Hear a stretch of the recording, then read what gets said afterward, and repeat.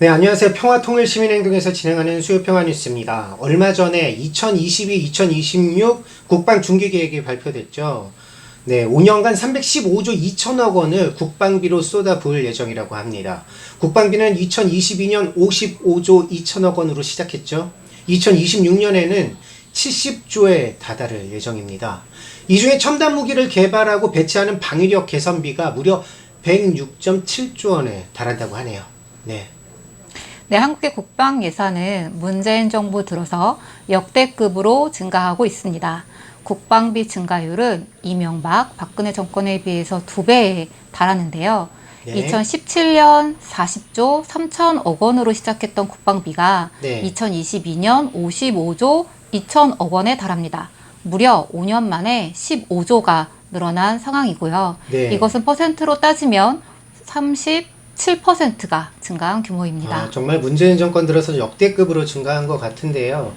이게 장병들의 월급을 올려주고 생활 개선을 위해서 쓰여진다라고 한다면 국방비를 그렇게 증액해야 한다면 누가 뭐라고 하겠습니까? 하지만 그러나 최첨단 무기를 만들고 도입하는 비용인 방위력 개선비만 따져보면요. 2017년 15조 2천억 원이었습니다. 2022년에는 17조 3천억 원으로 무려 41%가 증가하는 것이고요. 국방중기계획에 따르면 2026년에는 25조 4천억 원으로 2022년 대비 46.8% 증가하는 규모입니다. 네, 이 예산이 얼마나 많은 것인지 다른 나라들과 한번 비교를 해보겠습니다. 네. 한국의 국방 예산은 올해 세계 9위였던 러시아를 넘어선 데 이어서 네. 7위인 일본도 곧 추월하게 됩니다. 네. 일본의 2021년 방위 예산이 55조 1,500억 원인데요. 이것은 일본 GDP의 1% 정도입니다.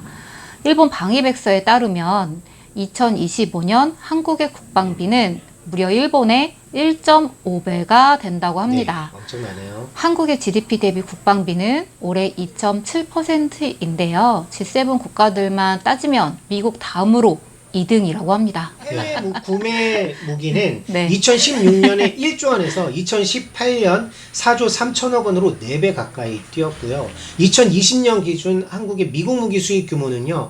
사우디아라비아랑 호주에 이어서 세 번째에 이릅니다. 문재인 대통령도 언급했듯이 이미 우리의 군사력은 세계 6위입니다. 문재인 정부 도대체 몇 등까지 해야 만족하려고 하는 걸까요? 분단으로 인해서 군사적 긴장이 높은 한반도에서의 군비 끝없는 증강. 군비 증강은 남북 간의 충돌 위험을 높입니다. 맞습니다. 정부는 중장거리 탄도탄 유격 미사일을 대폭 도입하겠다라고 하면서 기존의 패트리어트 미사일을 성능 개량하고 네. 사거리와 고도가 다양한 미사일을 개발하겠다고 했습니다. 네. 이와 더불어서 한국형 아이언돔이라고 불리는 장사정포 유격 체계를 수도권에 배치하겠다라고 했는데요. 네. 북한의 장사정포는 1시간에 최대 1만 6천여 발을 쏟아부을 수 있습니다. 네. 드문드문 발사되는 하마스의 저성능 로켓과는 차원이 다른데요. 그렇죠. 이렇게 집중 사격이 가능한 1만 6천여 발의 장사정포를 일일이 요격하는 것은 현실적으로 불가능하죠. 네. 때문에 이 한국형 아이언돔은 한국에 적합하지 않다라는 이야기를 많이 듣고 있지만 네. 문재인 정부는 기어이 한국판 아이언돔 개발에 착수하겠다라고 하고 있습니다. 그리고 국방중기계획에서는요, 북한에 대한 원거리 정밀 타격 능력을 확보하겠다고 하면서 이동식 발사대, 이런 전략 표적에 대한 신속 정확한 타격 능력을 향상시키겠다고 했습니다.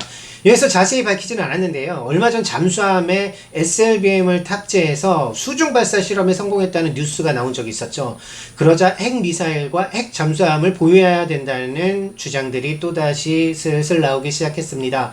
어쨌든 한국이 SLBM 발사 시험에 성공하면서 군비 증강은 한층 가속화되고 있습니다. 2022년 국방 예산에는 작년 국회에서 예산이 거의 삭감되었었던 경항공모함도 또 어김없이 들어가 있습니다. 네. 항공모함은 바다 건너 전투기들이 작전할 때나 필요한 것들인데 그렇죠. 땅도 작고 바다도 좁은 한반도에서 왜 항공모함이 필요한 건지 누구도 대답을 내놓고 있지 않고 네. 무작정 만들어 놓고 보자입니다. 네. 정부는 경항공모함이 원해에서 작전을 할 수 있다고 언급했는데요. 해상교통로의 안전을 위해 출동하는 거라면 청해부대 같은 부대들이 출동하면 됩니다. 그렇죠. 경항공모함의 목적은 전투기를 싣고 가는 것인데요. 네. 우리가 해적들을 맞닥뜨리게 됐을 때 우리 선박을 보호하기 위해서 F-35B 같은 스텔스 전투기를 동원할 거 아니지 않습니까?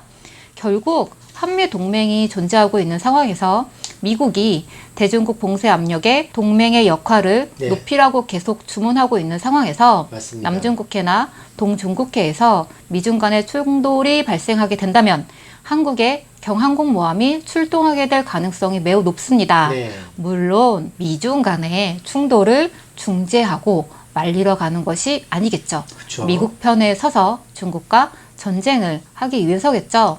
네. 생각만 해도 이런 상황은 너무 아찔합니다. 네, 정말 아찔합니다. 그렇죠. 또 한국형 미사일 방어망 구축을 위해 각종 인공위성, 이지스함, 레이더, 미사일을 개발하고 배치할 계획이라고 합니다. 또 특수부대가 더 은밀하고 신속하게 공격할 수 있도록 특수작전 대형 헬기를 전력화한다고 했습니다. 지난 3월 방위사업 추진위원회에서는요, 아파치급 헬기 36대를 구매하고 소해 헬기 개발 확보를 하기로 했습니다. 문재인 정부는요, 유사시에 북한에 대해 육해공이 한꺼번에 신속하게 평양을 점령하는 입체 기동 작전을 벌이는 것이 목표인데요. 소해 헬기라고 하는 건요, 해안에 설치된 기뢰를 탐색, 제거하는 역할을 하게 됩니다. 네, 그런 역할을 하는 상륙작전 지원용이고요. 아파치 헬기는요, 공대지 유도탄을 탑재할 수 있어서 북한 깊숙이 침투해서 종심 타격할 수 있는 핵심 무기라고 할 수 있죠. 네. 문재인 정부는 한반도 평화를 위해서 임기가 끝날 때까지 마지막 노력을 다하겠다고 했습니다. 네. 그 마지막 노력이 북한을 무력으로 압도하기 위한 무기 증강이었습니다. 2018년 판문점과 평양과 백두산에서 평화 번영을 말했던 것이 기만이었음을 임기 끝날 때까지 이렇게 보여주고 있습니다. 오늘 수요평은 여기까지 하겠습니다. 감사합니다.